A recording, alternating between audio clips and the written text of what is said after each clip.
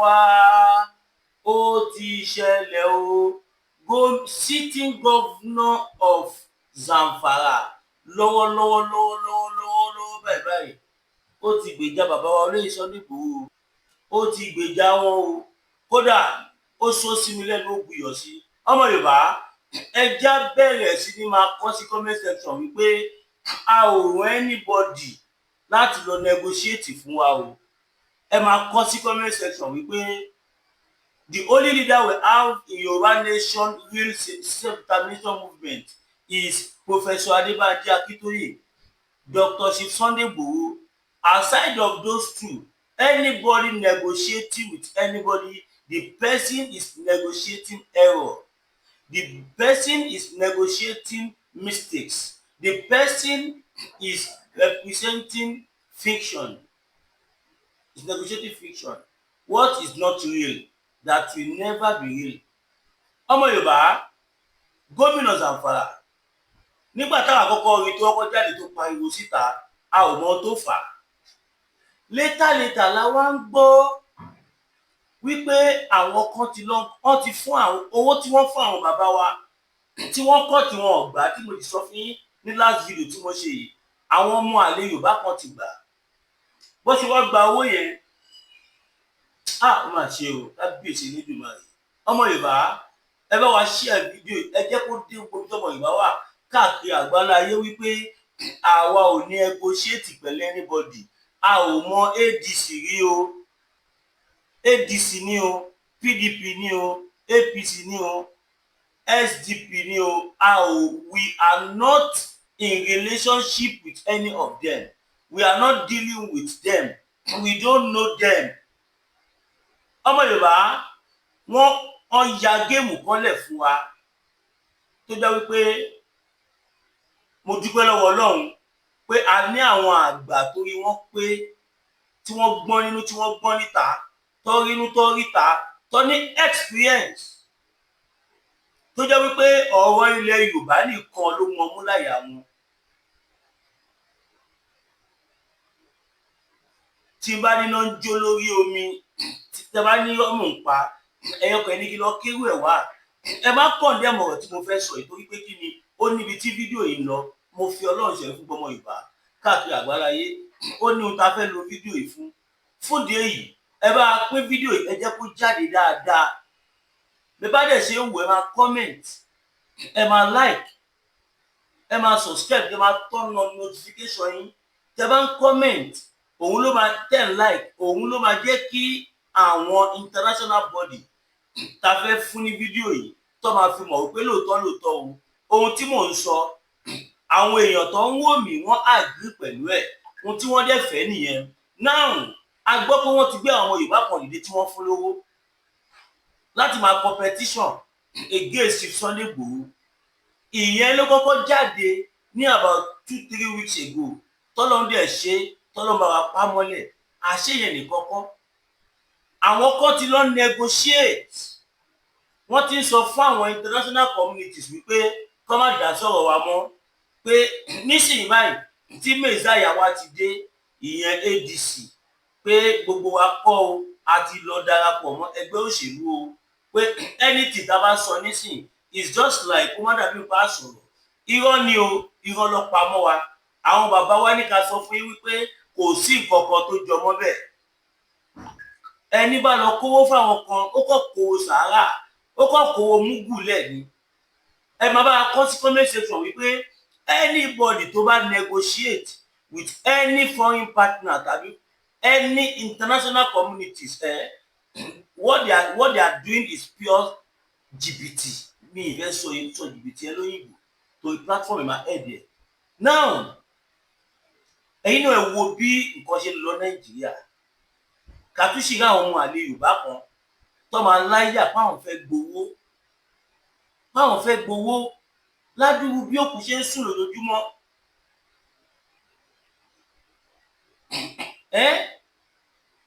Àwọn bàbá wa tí wọ́n jẹ́ ọba, àwọn lọ́kọ́kọ́ lọ fún lówó ìwọ̀n ọ̀gbà, wọ́n reject ẹ̀ tó hàn sí mi tí mo gbọ́ from a reliable source, from us mouth, yeah.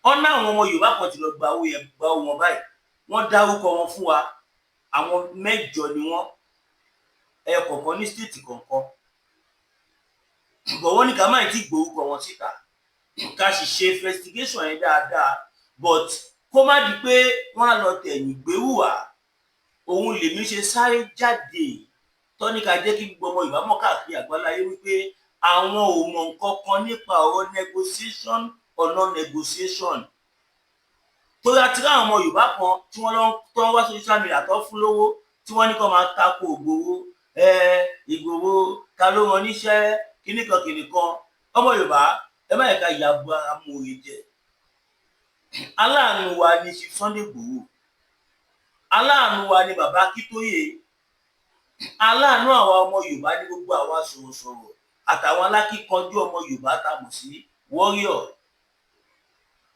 ọmọ Yorùbá ẹ ká jára wa o níbi tí a bá dé tí iṣẹ́ tó wà lẹ́yìn àjọ fẹ́ ṣe ni tí a ò bá jọ ṣe ó ṣeé ṣe ká ní lọ síwájú kí má sọ nǹkan míì torí pé kí ni àwọn kan ti ń jẹ́ kí gbogbo àgbáyé mọ̀ wípé a ti sọ̀rẹ́ndà a ti gbowó a ti dákẹ́ a ti ṣègbà a ti ṣàwo. I'm using this opportunity to clear the air that it is not true. We don't have anything to do with anything that has to do with one Nigeria because one Nigeria is not even in existence. Ohun tí ò ṣẹlẹ̀ ni wọ́n sọ ẹ̀yin náà ẹ̀ wo lọ wò bọ̀ ṣé one Nigeria ní Nàìjíríà yẹn wà. Ẹ jẹ́ jọ sòótọ́ ọ̀rọ̀ fúnra wa tó tọ̀rọ̀ bá dé ẹ jẹ́ ká sọ. Àwọn bàbá wa ní ká tètè pariwo síta wípé àwọn tó wá bá wọn yẹn o àwọn ajá olóṣèlú tí wọ́n ti fún lówó ni àwọn ọmọ ojú ọ̀rọ̀ lárí àwọn ọmọ tó yẹ pé wọ́n jàjà jẹun tó ń jápo sáyà kò dẹ̀ ṣe gbogbo oúnjẹ lèèyàn ń jẹ ló dífá oh my goodness ẹ̀rọ kìkẹ́ má jẹ́ tún lọ bẹ̀. Kí ló ń ṣàwọn ọmọ Yorùbá ìjọ wo la fẹ́ ṣe ogbélé ìdá nígbà tá à ń bú àwọn tó jẹ́ bàbá wa à ń bú wọn pé wọ́n ṣe dáadáa wọ́n gbàbọ̀dé fún wa wọ́n ṣe kinní kan wọ́n ṣe kinní kan àwọn bàbá ìwà sọ̀kan wọ́n dẹ̀ ṣèlérí fún wa pé àwọn yìí gbowó wọn lọ anybody àwọn dẹ̀ máa dúró ti olóyè Sunday Igboho ẹ wá wo ohun táwọn ọmọ Yorùbá kan fẹ́ fi sọ fún wọn nísìnyí àwọn bàbá yẹn jẹ́ kí n mọ̀ wípé a ní láti lọ pariwo síta o torí pé kí ni wọ́n ti parọ́ oríṣiríṣi mọ́ wa o wọ́n ti fáìlì petition wọ́n sọ débi pé wọ́n ní wọn ò gbọ́dọ̀ gbà kó gbé security fún Chief Sunday Igboho ọmọ Yorùbá ṣé ẹ ká ọmọ Yorùbá tó máa sọ orú ẹ̀ láyéláyé kò jẹ́ kó ṣẹlẹ̀ láyéláyé kò jẹ́ kí irú ẹ̀ ṣẹlẹ̀ kọ́ máa sọ pé ibi tó wà nínú state police ó ju ire tó wà ń bẹ̀ lọ irọ́ ni ìdí tẹ́lẹ̀ àwọn náà tí wọ́n ṣe yarí kò kọjá wípé ọmọ pé tóníkálùkù bá pín gààrí tàbí tá a bá ní state security ọmọ pé báwọn ṣe ń da màálù da gbogbo ẹ̀ tí mi ni wọ́n á da màálù wọnú oko olóko tó bá ṣí owó wọ́n lè máa ṣí bí i 20 million ó lè fún wọn ní 20,000 ó lè fún wọn ní 20,000 ìyẹn tó bá tẹ̀tí wá jẹ́ ẹni tó da díẹ̀ láàrin wọn torí ẹ̀sọ́ fún Fúlàní pé wọ́n gbogbo jẹ́ ẹ máa pe bí i 500,000 fún wọn wọ́n máa ní kó fún yín 7,000 8,000 owó kí ló ká ẹ̀kọ́ tí ń fojú múmu hàn náà ó show clearly that these people are sent to be doing all these things by their leaders. Ṣùgbọ́n ní mi dùn pé wèrè tí padà fẹ́ pa ẹni tó ń wò báyìí torí pé kí ni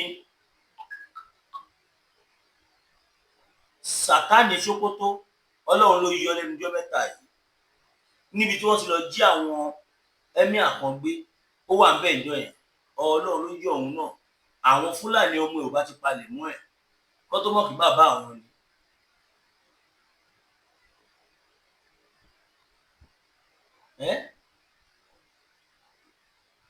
èrè kí la fẹ́ jẹ nínú ká máa pa ọmọlàkejì lẹ́kún? ẹ ṣáà wá gbogbo ọ̀nà tẹ́ máa lò tó lè Sunday Igboho fi máa káwọ́ sókè báwo ṣe Yorùbá nation mọ́. ẹ lè jẹ́ kí wá ṣọ́ọ̀kì yín, irọ́ ni o, tó ojoojúmọ́ lèmi rí bàbá, èmi mo dẹ̀ mọ èmi mọ tí mò ń rí. torí pé kí ni bàbá wa olóyè Sunday Igboho àti bàbá Akíntóyè wọ́n ń ṣe gudugudu méje, bẹ́ẹ̀ ni wọ́n sì ṣe yàyà mẹ́fà. èmi mo sọ bẹ́ẹ̀ fún yín. ohun tẹ́ bá gbọ́ lẹ́nu mi kàn fà má lè kẹgbàgbé pé bóyá kó ìra máa bí àbí ìkọ̀kan, ohun tẹ́ bá gbọ́ kàn fáàmù ni. àwa rí àwọn kan tó wá jáde, ó dùn mí gan. ó ní channel kan ó wà tí ò dáa kan, channel yẹn wọ́n ń pè ní Yorùbá World Center. lóòótọ́ ẹ̀ ń gbìyànjú lórí ọ̀rọ̀ ilẹ̀ Yorùbá, ṣùgbọ́n ohun téèyàn bá mọ̀ èèyàn máa ń béèrè ẹ̀ ni. èèyàn kò ní dédé jáde kó bẹ̀rẹ̀ sí ní sọ ohun tó rò. bàbá yìí come out pẹ̀lú àwọn idea, pẹ̀lú àwọn audio kan tí mo dẹ̀ tún ti rí àwọn èèyàn wa kọ̀ọ̀kan tí wọ́n ti tún play. èmi ò ní play audio yẹn because mi ì lè promote ẹ̀, kò dáa, kò yẹ ká máa gbé nǹkan báyìí síta. now kí ló wà nínú audio yẹn? ìkọ́nú àwọn tó máa ń sọ̀rọ̀ ní Yorùbá World Center ó ní tíyàn bá fẹ́ gba òmìnira kò ń ṣe ọ̀nà táwa ń gbégbà yìí, either two referendum, ogun tàbí round table, nǹkan bẹ́ẹ̀ ń ká. ó ní tó bá dẹ̀ wò dáadáa kò sí táwa ń ṣe níbẹ̀. pọ́ìntì alákọ̀ọ́kọ́ nìyẹn o, ó ní kò sí táwa ń ṣe níbẹ̀. ó ní UNPO ta lọ join kò ń ṣe ẹgbẹ́ kankan tó lágbára láti lè ṣe kankan fún wa, kìnìkan ìgbà kan. ó ní àwa kan a máa fi àwọn Yorùbá lọ́kàn balẹ̀, a ti gbà ó kìnìkan o. máa yìí sọ̀rọ̀, ó criticize, ó castigate wa. tí ó bá ti kéwọn gbogbo kúgbọ̀ o, kódà ó tún pè wá lólè. ó ní àwa tá à ń pè fún ìdásílẹ̀ ilẹ̀ Oòduà yẹn Yorùbá yẹn Oòduà nation, ó ní àkọ́ńtọ́ àwọn ọmọ Yorùbá ni. just because maybe he has been paid láti tápù wa. Yorùbá World Center ẹ ṣẹ̀ṣẹ̀ dé ní o, ẹ jẹ́ kára yín balẹ̀. ẹ ṣẹ̀ṣẹ̀ dé ní o, ẹ ṣẹ̀ṣẹ̀ dé, ẹ lọ béèrè lọ́wọ́ àwọn tó ní fọ́tò lè kan náà. ẹni bá dárí sọ Yorùbá nation, tí ó bá ṣọ́ra, àwọn alálẹ̀ wọn jẹ́ kí ayé gbọ́ ohun channel bẹ́ẹ̀ mọ́. kí ló ń joyí lọ́wọ́ tí ẹ lè fi jólẹ̀? kí ló ń ṣe yín? ohun téèyàn bá mọ̀ èèyàn mọ́ ni, kò dẹ̀ ṣe pé ẹ ò mọ̀. ó hàn nínú ọ̀rọ̀ tẹ́ ẹ̀ ń sọ wípé ẹ kò fẹ́ castigate kan tá à ń ṣe ni. aláwọ̀kọ́ ní àwàkọ́ àwọn Yorùbá lọ sí UNPO, ìlú tí ó bá ní olórí ló máa ń rẹ́gísítà síbẹ̀, kìnìkan ṣá lólórí ni. ẹ dárúkọ olórí wa tó wà olórí? no, ẹ dárúkọ olórí nílẹ̀ Yorùbá tó wà olórí. ká tiẹ̀ fi gbogbo yẹn sẹ́gbẹ́ kan, ẹ̀ ń sọ̀rọ̀ nípa 1914 amalgamation. no, yes, ẹ̀ ń sọ̀rọ̀ nípa pé ọ̀nà táwa ń gbà yìí kò lè yọ kankan, kò lè ṣe gbá, kò lè ṣàwo. náà ó yẹ jókòó kí wá lẹ́kṣọ̀ yín. ẹ gbọ́, ẹ jókòó, ẹ bá mi pín, tẹ bá mọ contact àwọn tó ń sọ̀rọ̀ ní Yorùbá World Center on YouTube channel. ẹ̀yin tó bá ní contact wọn, ẹ sẹ́ndì ẹ̀ sí mi, tàbí kẹ sẹ́ndì fídíò sí mi kí wọ́n pè mí. tí bá ní nọ́mbà wọn màá ti pè wọ́n, because ohun tó ṣe yẹn èèyàn kì í ṣe bẹ́ẹ̀, kò dáa. àtúwárá àwọn mídíà wa kọ̀ọ̀kan náà tí wọ́n tún kúrò mú ti rú nǹkan bẹ́ẹ̀. káwọn míì sọ̀rọ̀ against ẹ̀, káwọn míì sọ̀rọ̀ in support of it. àwọn tó ń sọ in support of nǹkan tí bàbá yẹn sọ, àwọn gangan ni mò ń pè léyàn tí ò dáa. bẹ́ẹ̀ ni mi kò jẹ́ àwọn tó sẹ́ndì fídíò àwọn èèyàn wa kọ̀ọ̀kan sí mi, wọ́n tó 14 tó sẹ́ndì nọ́mbà wọn tí ó pìlẹ̀rù VN bẹ́ẹ̀ tó ń promote nonsense yẹn. tẹnu ẹwù ara ń kọ́ máa bí o. ẹ jẹ́ kí o wá lọ́mọ tá à ń ṣe o, ẹ jẹ́ kí o wá lọ́mọ tá à ń ṣe o. ẹni tí ó bá bá wa ṣe kó ta kété, ẹni tí ó bá ti lè sọ̀pọ́tì nǹkan tá à ń ṣe, tí ó lè bá gbé lárugẹ, má fẹnu já wálẹ̀ o. Gbogbo ilẹ̀ ẹ mọ̀ pé Mazi ò rán anybody o. Àpọ́nlé la máa ń fẹ́ o. Tá a bá ń pọ́nra wa lé, à ń pọ́nra wa lé ni o. Now, bàbá yẹn nìyẹn à ń tú àwọn ọmọ Yorùbá jẹ ní, à ń gbá àwọn èèyàn ní kíníkan. Ohun tí ó dẹ̀ yé yín, torí pé ẹ fẹ́ lo divide and conquer. Àwọn tó ní fọ̀tọ̀ lè kọ́ ọ̀rọ̀ ju tánì ẹ̀yìn lọ, wọ́n ti ṣe, wọ́n padà tẹ́ ni. Now, lálákọ̀ọ́kọ́, is Nigeria in existence right from time? The answer is no. Àwọn ìlú tó nǹkan mẹ́ta tẹ́ sọ yẹn, àwọn ìlú tí wọ́n ti lè lò òun làwọn ìlú tó bá jẹ́ ẹyọkan láti ilẹ̀. Nàìjíríà ò kì í ṣe kankan náà láti ilẹ̀. As a matter of fact, we are not standing as a country. It's like a contract. Yeah, let me put it in that way. It's like signing anything about the sign tó jẹ́ nǹkan tó máa profitable or lose. It is called a contract. Ó dáa, ẹ jẹ́ àjọ 100 years papọ̀. Tí 100 years yẹn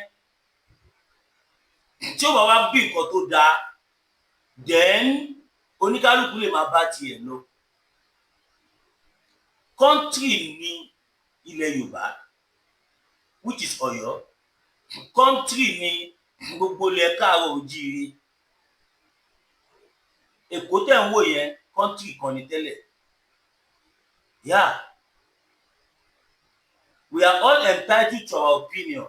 Document 1914 amalgamation, ó state it clearly. Only after 100 years tí ó bá better, tí ó bá work, oníkálukú lè máa bá tiẹ̀ lọ. So ọ̀nà tára wa ń gbà yìí, báwo ló ṣe ní work? Because àìtí lẹ́yìn Goodluck Ebele Jonathan kò tí ì sí president kankan tó sọ̀rọ̀ nípa ẹ̀. Jonathan sọ nígbà tó wà lórí oyè tó yẹ lọ yìí vote out, tó yẹ lọ ṣe mọ̀ọ́mọ̀ kó àwọn jàǹdùkú terrorist ni wọ́n ti fi ba ìjọba ẹ̀ jẹ́. Wọ́n mọ̀ kò fẹ́ ṣe confab. Yeah, ó ṣe confab now, he did it. Ohun tó kọ́ kò ṣe ni wípé ká lọ́ọ̀ṣì referendum, òun ni wọ́n ti vote out. Gbẹnu ni mo fi sọ. Ìpín Nàìjíríà kò ní, even gan Nàìjíríà ò nídìí referendum. A ò nídìí referendum. A ò nídìí ogun. Ohun tí gbogbo wa ti jọ mọ̀ láti rẹ̀ ni wípé àdéhùn tó wà láàrin wa ní pé ká jọ lo 100 years. Lẹ́yìn 100 years, any country, wọ́n sọ pé less than after 100 years, any country tó bá fẹ́ máa lọ, tó fẹ́ lọ dá dúró padà, ó lẹ́tọ̀ọ́ láti pull out. Ó wà nù document tó fi agídí fi merge gbogbo àpapọ̀. Ó wà bẹ́ẹ̀. Ẹ má jà máa sọ tábà mọ̀. Mo dẹ̀ respect man tó máa ń ka news èdùkọ́ tí wọ́n I don't know any of them, but mo ń gbóhùn wọn, mo mọ̀ pé ní tó sọ̀rọ̀ ìṣọmọdé. Ẹ pè wá, ẹ ṣe kankan. Kẹ́tì tó pẹ̀fẹ́ pàwọ́ ta jẹ́ frontline media. Ẹ ṣe make a request pẹ̀fẹ́ bá àwọn olórí wa sọ̀rọ̀. Tẹ̀bí ń sọ àwọn ọ̀rẹ́ yẹn. Tẹ̀ ń sọ àwọn ọ̀rọ̀ kò bá kún gbé. Àwọn mídíà wọ́n ń tú àwọn èèyàn jẹ kìnnìkan, wọ́n ń pa ọmọ Yorùbá, wọ́n ṣe kìnnìkan. Bólẹ̀ yìí wọ́n gbà tó pa ẹ̀yàn gbọ̀ngbọ̀n. Bólẹ̀ wà ẹsẹ̀ dé lánàá nígbà wọn sit down. Bólẹ̀ wà nígbà tí ilẹ̀ Yorùbá gbóná. Eré lẹ̀ pé ní ẹ ṣe pẹ̀lẹ́pẹ̀lẹ́ o, ẹ ṣẹ̀ṣẹ̀ dé ní o, ẹ ṣe pẹ̀lẹ́pẹ̀lẹ́, ẹ jẹ́ kára yín balẹ̀ gidi gan. Tó bá ń tì yẹn má tira yín o. Yorùbá nation ṣe yáájú sí o. Oòduà nation táwa ń ṣe, ẹni bá gbé Gẹ̀ẹ́sì alápá online, this is not a threat. Ẹni tó bá fẹ́ tápù tó fẹ́ bá wa tá à ń ṣe Oòduà nation jà, ẹni ẹ máa kọ́ lọ ṣe training bí i 50 years. After that 50 years, àwa wò ṣé a sì lè fún ẹ lé sọ̀sù because ó jìnnà síra wọn gan. Ṣàngó á pa bàtà á pa jọwọ́jọwọ́ etí ẹ̀. Kí lẹ fi ṣeré yìí? Ẹ ṣáà máa dúpẹ́ pé ó jásìkò tí gbogbo àwa tá a jẹ́ mídìí ìbánisọ̀rọ̀ tá ti ń rò tá ti farabalẹ̀. If not, irú nǹkan tẹ́ sọ yẹn kẹ́ ti ṣapọ́lọ́jì ẹ̀.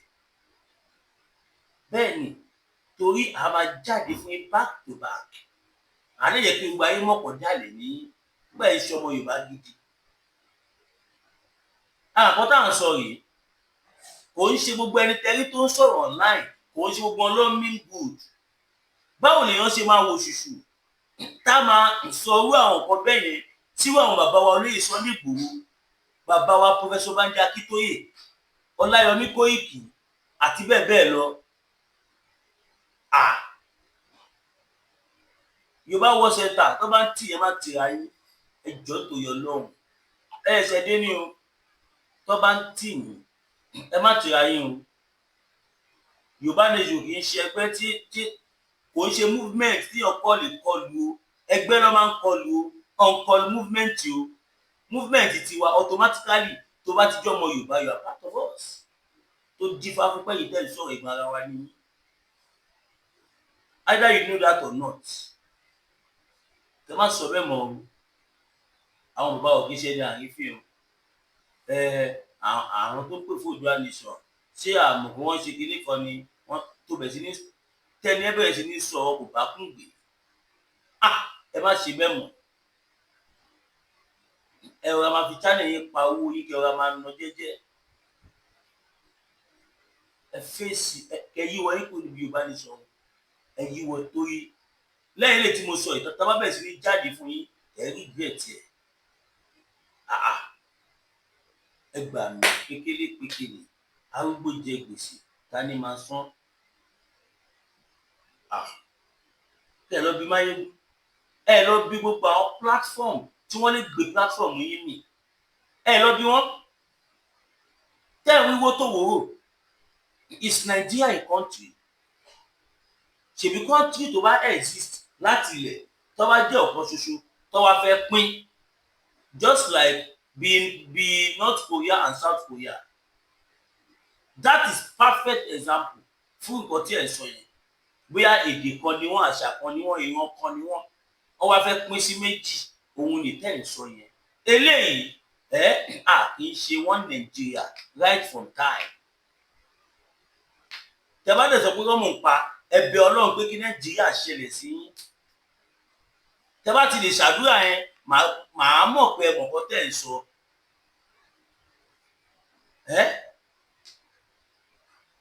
Nigeria is not one nation. Nigeria is forcefully combination of a lot of nations. Tí Nàìjíríà bá padà pín, mọ ẹ̀kọ́ tí tó máa sì jáde. Ṣùgbọ́n àṣìṣe sọ pé mẹ́ta ni. Ṣé mọ iye tó sì máa jáde? Ṣé mọ̀ bí àgbègbè state gbọ́n lọ padà lọ dúró the country? We have all what it takes to be among the best country of the world. Àwa ń ṣe wàhálà, a ò sùn, a ò wo, à ń fò káàkiri. Ẹ jókòó social media ẹ ń sọ̀kan tí ẹ mọ̀. Yorùbá World Center ẹ ṣe pẹ̀lẹ́pẹ̀lẹ́. Ẹ ṣẹ̀ dé ní o. Ẹ ṣe pẹ̀lẹ́pẹ̀lẹ́. Mo dẹ̀ respect platform ìdìbò kan tí ẹ sọ yìí lọ. Kí lẹ fi wá pè náà? Kí lẹ fi wá pè? Ẹ má dán ọ̀rẹ́ wò mọ́ o. Ẹ má try ìwé mọ́. Àìjẹ́ bẹ́ẹ̀, àwa mídíà Oòduà Nation á bẹ̀rẹ̀ sí ní jáde fún yín almost every day. Ẹ wá mọ bó ṣe ń lọ. Ṣé Olóyè Sunday Igboho ṣàwá kéré ni? Bàbá Akíntóyè ò kéré. Because tẹ bá ń sọ pé àwọn tó ń pè fún kíní kan wọ́n ń gbà wọn kan, wọ́n sì gbà wọn. Àwọn tẹ́ ń bá wí nìyẹn. Yorùbá ní gbogbo wa náà. Kéèyàn kan jókòó síbi kan bẹ̀ yẹn, kó máa ṣe ojú ẹ̀, kó máa ṣe ọ́díò, kó máa fi sọ nǹkan tí ó lè defend. Àbí ó léèyàn yín kan tá a ti gbowó lọ́wọ́ ẹ̀rí ni kẹgbẹ́ jáde kó wá sọ̀rọ̀. Ẹ jọ̀ọ́ nítorí Ọlọ́run kí ẹ ká ṣe pẹ̀lẹ́pẹ̀lẹ́ o. mo fọ́nà bóyá inú ti ń bí mi. I swear to God Almighty. Kí ló dé, kí ló ṣẹlẹ̀? Ẹ mọ iye àwọn tí wọ́n ti jọ́ lọ ń pè nínú ìrìn àjò yìí ni. Ẹ mọ iye àwọn èèyàn tí wọ́n ti sọ ẹ̀mí wọn nù lórí wípé a fẹ́ jẹ́ kí peace wà nílẹ̀ Yorùbá, lórí pé a fẹ́ jẹ́ kí ilẹ̀ Yorùbá dá dúró. Kẹ́yìn kan wà níbì kan torí owó monetization tẹ́ ń bo ẹran àtẹ́lù wá. Ẹ má ṣe bẹ́ẹ̀ mọ́ o. Bẹ́ẹ̀ bá tún ṣe bẹ́ẹ̀, ní nǹkan tá a lè ṣe fún yín, ṣùgbọ́n a lè pariwo yín sí gbogbo ayé. Tọ́ máa mọ̀ pé irú èèyàn tẹ́ jẹ́ leléyìí. Kí lẹ mean by that? Ṣé politician ni wá ni? Àbẹ́lẹ́ anybody tó fún wa ní sálárì ni? Àbẹ́ ti rẹ́nì kankan tó sọ fún yín pé òun fún wa lówó ká bá fi ṣe nǹkan tí à ń ṣe yìí ni? We are doing it voluntarily. Gbogbo ayé ló mọ̀ wá tá à ń ṣe Yorùbá Nation. Gbogbo ayé díẹ̀ ló mú àwọn tó ń fẹnu ṣe. Just like irú ẹ̀yin tẹ́ ń sọ̀rọ̀ yìí nísìnyí. Tẹ́ sọ̀rọ̀ lórí platform Yorùbá World Center. Ẹ ṣe pẹ̀lẹ́pẹ̀lẹ́ o. Ọmọlúàbí làwọn ọmọ Yorùbá o. Ọmọlúàbí ni wá, kì í ṣọmọ pàpà lágé o. Ẹ jọ̀ọ́ nítorí Ọlọ́run kẹ́ ẹ má jẹ́ kí irú ẹ̀ ṣẹlẹ̀ mọ́. Orílẹ̀-èdè tó bá jẹ́ ẹyọ kan ni wọ́n máa ń pe referendum fún. Pé òkè o, pé fámì pé bí gbogbo ó yá ẹ̀yin tẹ́ bá fẹ́ lọ sí bíbáyìí, ẹ̀yin tẹ́ bá fẹ́ lọ sí ìbàyìí, ẹ dúró báyìí, ẹ mọ̀ tó máa ṣe referendum. We are talking of àwọn èèyàn tí wọ́n they don't even have anything in common. South Korea àti North Korea, they have everything in common. Wọ́n pín.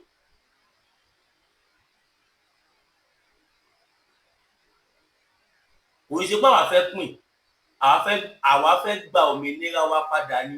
We want to regain our freedom. We are not just gaining it. We want to regain our freedom. Tá bá ní freedom ni ìyà tó ń jẹ olóyè Sunday Igboho ìlú jẹ wọ́n. Ibẹ̀ náà láti wá rán àwọn ọmọ àlè Yorùbá kan tó ń pariwo káàkiri Igboho I don't want to go to that area. Mass BTV lórúkọ mi. Mass burial for the bad leaders. Ó ti pẹ́ gan. Ó ti pẹ́. Tó ṣọwọ́ 15-16 years ago. Ẹ jọ̀ọ́ tó yọ lọ́run ẹ ká mọ̀ tá à ń ṣe. Kí ló dé? Ọ̀pọ̀lọpọ̀ yín tẹ̀lé dárúkọ Igboho yìí. Ẹ ń lò fún marketing ni. Ní kẹ́ má lò, but don't speak bad about him. Don't defend him. Don't like. Má ṣe o. Tí alábá gbé ní sọ́lẹ̀ kékeré náà tó máa gún yẹ̀. Ẹ ṣe pẹ̀lẹ́pẹ̀lẹ́ o. Ẹ ṣe pẹ̀lẹ́pẹ̀lẹ́ o.